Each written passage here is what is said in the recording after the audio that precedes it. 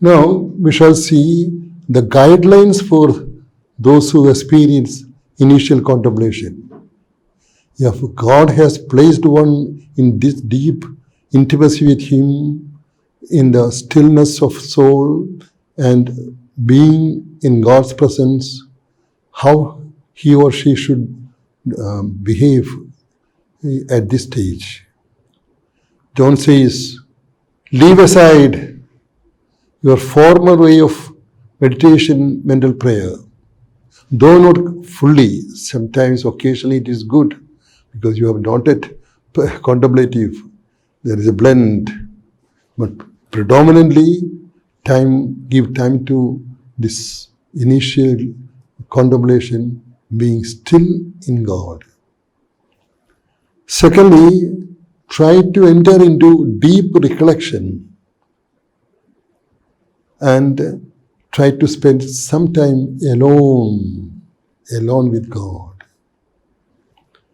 And in case one is still hesitant about his or her spiritual experience, this new experience, may get the guidance of a spiritual director. But here, beware, the spiritual director must know this growth in prayer. John says, if one who does not know this change the person is a positive sign, it's a growth in prayer, the spiritual director will spoil that innocent soul. He will say, you have become very lax, go back, start your meditation, and so on. That means he has not understood. If one who knows this phenomenon as a positive sign of going from senses to the spirit, then it is going into deeper prayer experience, will help you and guide you. Finally, even those who experience this initial contemplation have some trials and temptations. As John, after each stage, says, don't be upset because you are not yet perfect. So even in this initial contemplation, remaining in the loving awareness of God, in the hands of God, they can have certain spiritual problems. One is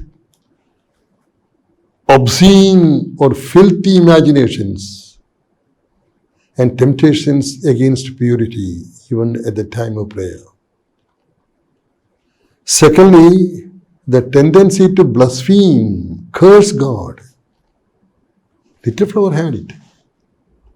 When during her last 1.5 years, when she was going through the trial of faith, while explaining to the prayers, she says, Mother, I don't want to explain further about the trial I'm going to, lest I should blaspheme. If I really say what I feel, I may curse God for having given me this. So even a mystic like Little Flower in her last spiritual stage, she also felt this.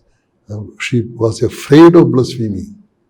That's why some people may curse God, may be tempted to do it. A contemplative also may sometimes will be tempted to say that. Why God? Where are you? Why did you allow me this?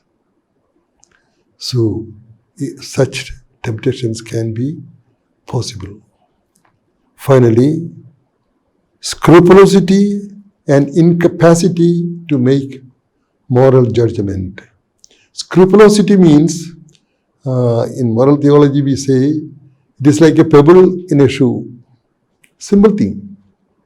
But having a little stone in the shoe, you cannot walk smoothly. It will be annoying. In the same way, some people have a sort of pebble in one's own imagination. That means they imagine their sin where there is no sin. Or they will think what I have done is a mortal sin or a grave sin and not a venial sin. So that kind of people who are upset by doubts and a scrupulous way of thinking it. Because they want to be perfect. And this is all the more possible people who are advanced in age. because they know they have to face the Lord. And am I still a sinner? Am I absolved? So they may go on confessing their past sins again and again to be on the safer side. That's called scrupulosity.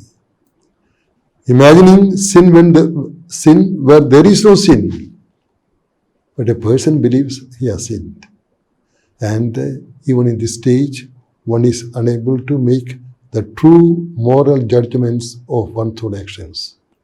So the spiritual guide can help a person to assure himself or herself that they are moving through the right path, going towards the second stage of proficience.